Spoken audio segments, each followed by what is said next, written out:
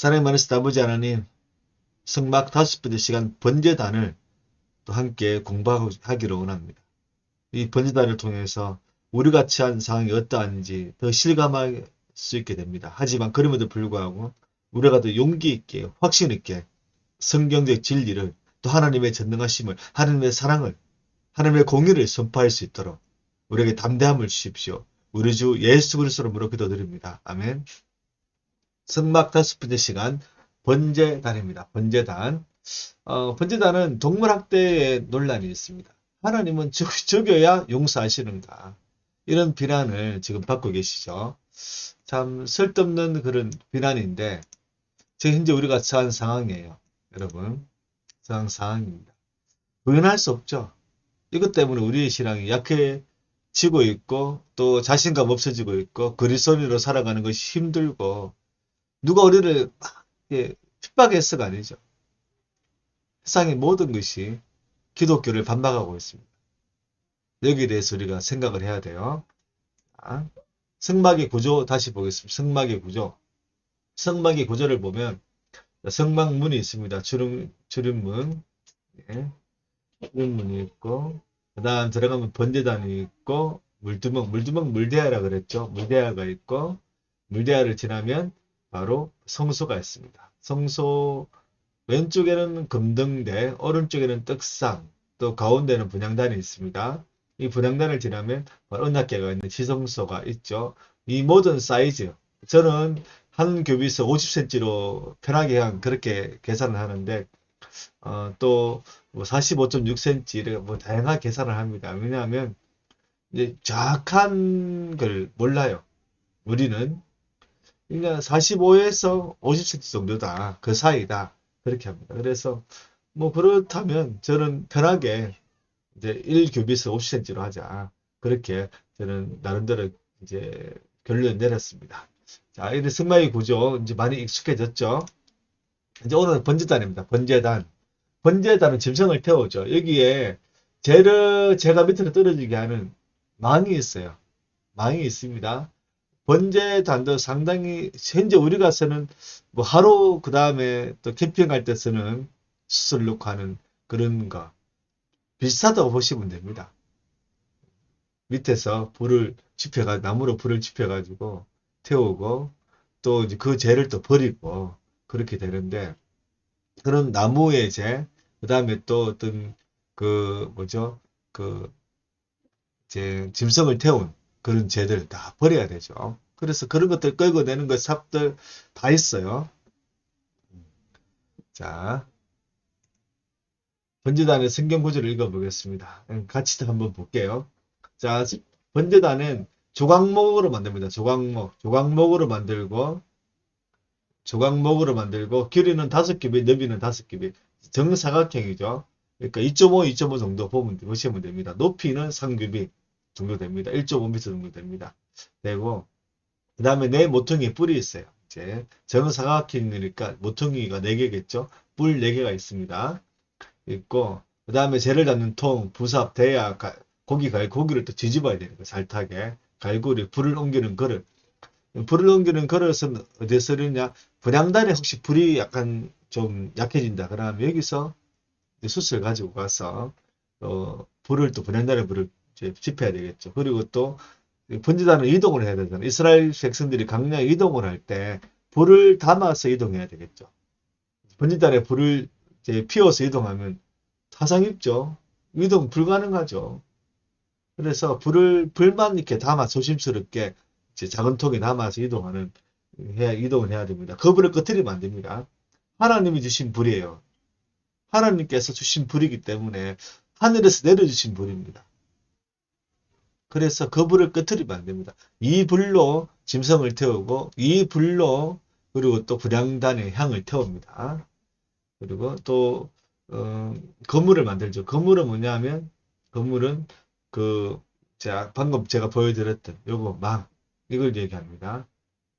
망이고 그래서 제가 밑에 떨어지게 만들었죠. 공기가 또 들어가야 타니까 또 그 재단은 그 채로 이동할 때 막대기를 꽂아서 이렇게 이제 간다. 이 막대기는 이동을 한다. 조각목으로 만들고 또 노수로 산다. 여기 막대기 있죠. 이동할 때 필요합니다. 평소엔 이것은 제거했을 겁니다. 이동할 때 필요합니다. 이 막대기는 재단 양쪽에 고리를 만들어서 이렇게 이동한다. 입니다. 자, 첫째, 변제단은 조각목을 목에 노선을 펴 만들었죠. 조각목은 강야, 물이 없는 곳에서 그나마 자생할 수 있는 거라고 합니다. 이는 조각목 사진입니다. 아카시아 나무라고도 하고, 또 성경은 또 시tin 나무라고도 합니다. 번제단의 크기는 방금 제가 우리 성경을 통해서 말씀들 함께 보았듯이 5규빗, 이제 이제 그 3규빗, 이쪽 보내는 3규빗 잘못되어 있네요. 제가 그림을 잘못 가져왔습니다. 자, 셋째, 번제단 네모스 뿔이 있죠. 네모 뿔이 있습니다. 자, 번제단 의미는 뭐냐? 정사각형의 번제단은 하나님의 공의를 상징합니다. 정사각형 공의의 공의. 하나님의 공의. 공의가 뭐죠? 상줄 자를 상주고 심판할 자를 심판하는 거죠. 이것이 바로 하나님의 공의입니다.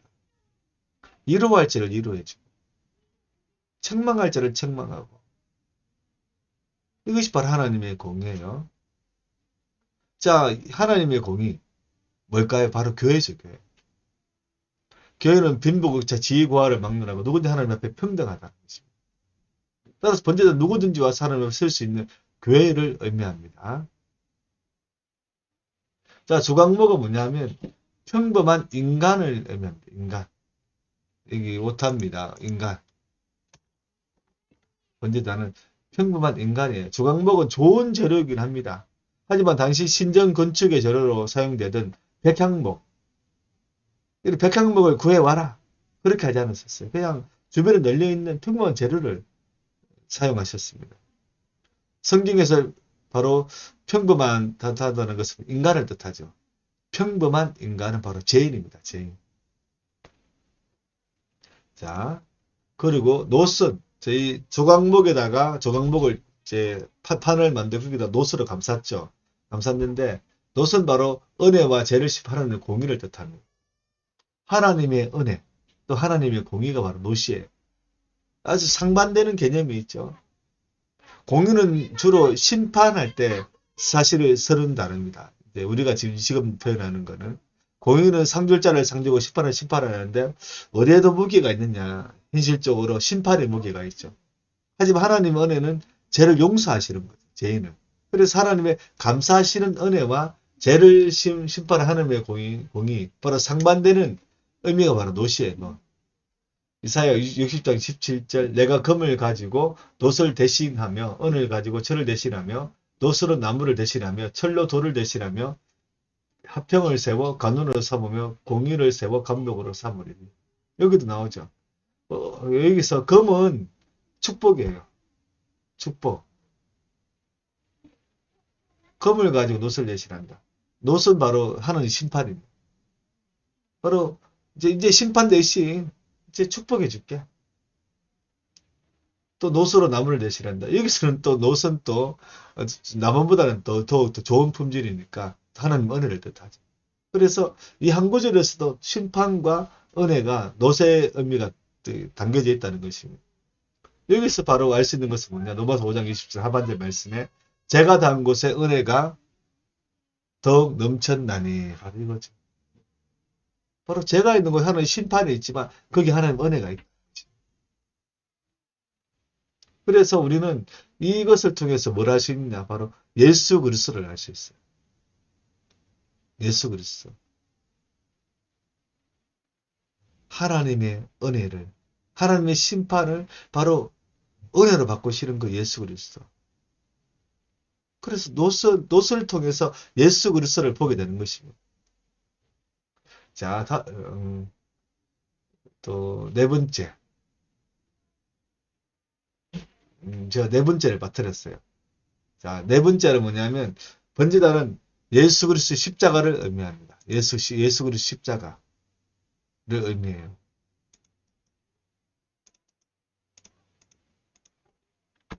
자, 이걸 제가 작성할게요. 번제단은 예수 그리스도의 십자가입니다.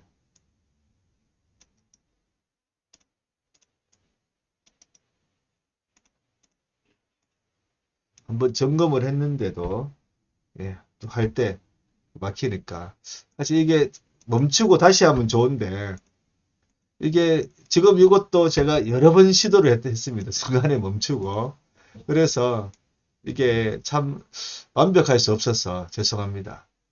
예, 여러 번 시도를 했어요.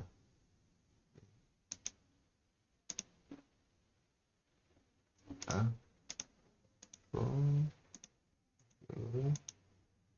바꾸고. 자, 번제단은 예수 십자가를 의미하는데 왜냐하면 여기 십자가는 또 뭐죠? 바로 하나님의 심판 공의가 공존하는 거 십자가죠.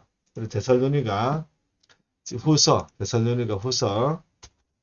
1장 7절 환난을 받은 너에게 우리와 함께 안식으로 갚으시는 것이 하나님의 공의시니 주 예수께서 자기 능력의 천사들과 함께 하늘로 불꽃과 나타나실 때 바로 하나님의 공의가 바로 어떤 예수 그리스도의 십자가 사건을 통해서 우리가 갚아졌다. 우리의 죄가 용서받았다.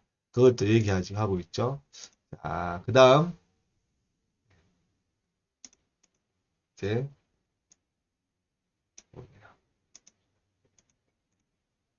자, 다섯 번째, 번제단이 내뿌는 장식용이 번제에 바칠 짐승을 먹는 것이 아니라 하나님의 통치와 죄를 사하실 수 있는 힘을 상징합니다.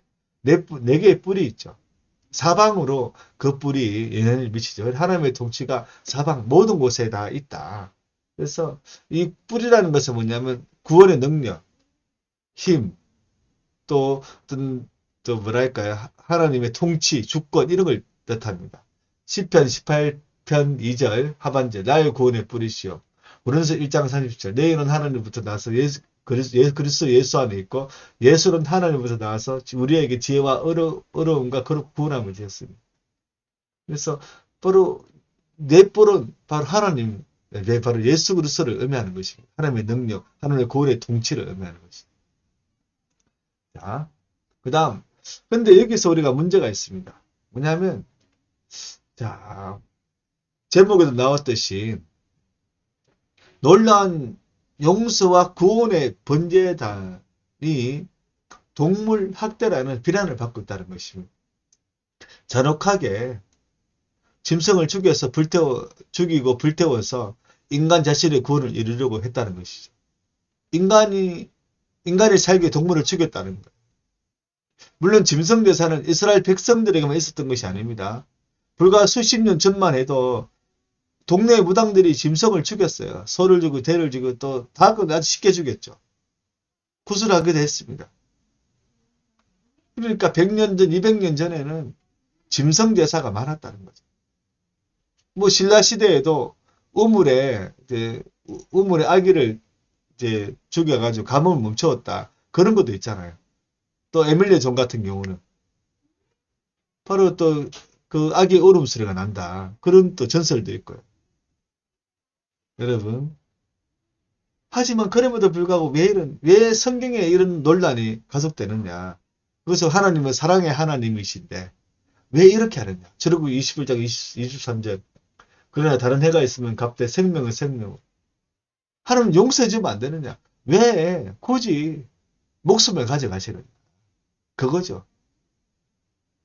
그러면서 인간에게는 인간의 목숨 값을 짐승이 또 한다는 것도 요즘 사람들은 이해 못하는 거죠. 동물 학대로 생각합니다. 자, 이외에도 뭐냐면 여러 가지 논란이 있는데 첫째 인자제 논란이 있습니다. 문제와 관련되어 있는데 시편 51편 5절 내가 제약 중에 출생하였으며 모친의 재정의 날을 잉태하였나이다. 제약 중에 출생했다. 모친 바로 원죄를 뜻하죠. 다윗의 고백인데 변제되죠. 왜 아담의 죄를 왜 내가 감당해야 되느냐. 두 번째 노봇 통제로 출애굽 당시 이집트의 바로왕과 관련되어 있는 그런 논란이 있어요. 출애굽 7장 2절에 보면 내가 바로의 왕을 하게 하고 이스라엘 백성들을 애굽에서 자유롭게 보내주면 되는데 바로의 마음에 하나님께서 완악하게 해서 보내주지 않도록 했다는 거죠. 그래서 그에 대한 책임을 물어서 이집트에 10가지 재앙을 하는 내리쳤죠. 하나님께서 바로 왕의 자유의지를 무시하고 노보처럼 이 문제에서 통제하셨다는 것입니다. 내를 통제하셨다는 것. 그 다음에 또 폭군 논란이 있습니다. 욥의 자녀들의 죽음과 관련되어 있는데 욥은 아들이 7명, 딸이 3명, 총 10명의 자녀가 있었죠. 사단이 욥의 믿음을 시험하는 하나님의 허락을 받았는데 그때 가장 먼저 했던 게 뭐냐면 자녀들을 죽이는 거예요. 욥을. 네 자녀들이 한꺼번에 죽어도 과연 하나님을 원망하지 믿음을 지킬 수 있느냐. 이거죠. 하나님께서는 전지전능하시기 때문에 욥이 어떤 시험에도 불구하고 믿음을 지킬 것을 알고 계시잖아요. 그런데도 사탄에게 시험을 하러 가시고 자녀들을 죽도록 내버려 주셨다는 거. 하나님께 마치 생명을 아무렇게나 다루는 폭군처럼 보입니다. 나 알고 있는데 네 한번 해봐. 한번 참 재밌겠네. 이런 거 있잖아요. 사람 죽이는 거 재미로 삼는 왕. 그런 폭군처럼 그런 이미지가 여기에 각인되어 있는 것입니다. 이들의 억울한 죽음에 대해서 우리는 어떻게 설명을 해야 될까요? 네 번째 학살 논란이죠. 가나안 정복이나 아말렉 정복과 관련되어 있는데 진멸사상이죠. 진멸사상. 신명기 2장 34, 35절. 그때 우리가 그의 모든 성읍을 점령하고 그의 각 성읍을 그 남녀 여와 함께 하나 남기지 아니하고 진멸하였고 다만 그 가축과 성읍에 탈취한 것을 우리의 소유로 삼았어. 진멸은 뭐냐 하면 그 전쟁을 하고 하면 다 죽이는 거예요. 때로는 사람만 하나님이 죽이라. 때로는 사람뿐만 아니라 짐승 살아있는 거 숨쉬는 거 다 죽여라. 그 모든 거 다 내 거다. 진멸은 모든 것이 하나님의 것이라는 것을 인간이 그냥 이렇게 순종하는 거죠. 하나님 것이라고 하니까. 그건 제가 갖지 않겠습니다. 그럼 전쟁에서 이기면 노예로 삼을 수 있고 그들의 소와 양, 짐승들을 또 가지고 올 수 있잖아요. 그거 다 내 거니까 다 죽여버려. 전쟁 중에 상대 군인을 죽이는 것은 어느 정도 정당성이 확보되어 있어요. 전쟁이니까. 하지만 연약한 주민, 어린아이들 죽이는 것은 끔찍한 일이 아닐 수 없는데 하나님께서 죽이도록 명령하셨다는 것입니다. 왜 그랬을까요? 이 모든 논란이 가리키는 지점이 있습니다. 바로 하나님이죠. 과연 하나님은 사랑의 하나님이시라고 하면서 과연 진짜 사랑의 하나님이신가? 하나님께 세상을 창조하셨다 하더라도 이렇게 일방적으로 자기 마음대로 통치해서 되겠는가? 하나님의 일방성에 시비를 거는 거죠. 아무리 주인이라도 그러면 안 되지. 아무리 주인이라도. 양심이 있어야지. 이런 얘기를 하는 거예요. 불신자들은 하나님의 변덕이 심해서 때로는 사랑의 하나님이셨다가 때로는 분노의 하나님이시니 우리 믿지 못하겠다 얘기하는 거죠. 여기에 대해 잘못된 작별이 있습니다. 뭐 하나님이 전능하시기 때문에 다 한다. 주권, 영원한 하는 나라. 이거는 교회 안에서 우리끼리 해야 될 얘기예요. 불신자들에게는 통하지 않는 거죠. 물론 대화가 통하는 불신자들한테는 충분히 이렇게 하면 그래 하나님은 전능하시니까 하나님은 또 주권자시니까 또 이 땅에 죽어도 영원한 나라가 있으니까 욥의 10 자녀들은 억울하진 않겠다. 이렇게 설득은 돼요. 하지만 대부분의 불신자들은 이런 얘기에 더 화가 나죠. 전능하신데 왜 그랬어? 영원한 하나님 나라 거기 들어가 본들 거기도 하나님 마음대로 하실 거잖아. 이렇게 얘기하는 거죠. 그래서 우리는 인정해야 됩니다. 먼저 성경에 대해서 가르쳐야 돼요. 가르치기 전에 성경에 대해서 설명하기 전에 우리는 인정해야 돼요. 우리의 무지와 한계를 인정하는 것입니다. 인간의 지혜와 지식에는 한계가 있다. 내가 비록 그리스도이고 하나님의 백성이지만 내가 가진 지혜와 지식에도 한계가 있다. 우리 인정해야 됩니다. 그럼에도 불구하고 우리는 하나님의 사랑과 공의와 전지전능하심을 믿는다. 하나님 어떤 계획이 있을 거야. 이렇게 고백하고요. 그 다음에 성경의 내용을 저 증명해 줄 훌륭한 과학자, 심리학자, 또 유전자를 연구하는 학자들 우리가 배출해야 되는 것입니다. 그래서 성경의 이 진리를 이제 정말 뒷받침해서 과학적 증거들을 찾아내야 되는 것입니다. 시편 139편 17절 다윗의 고백이죠. 하나님이여 저의 생각 내게 어찌 그리 보배로운신지요. 그 수가 어찌 그리 많은지요. 이것이 바로 우리의 고백입니다.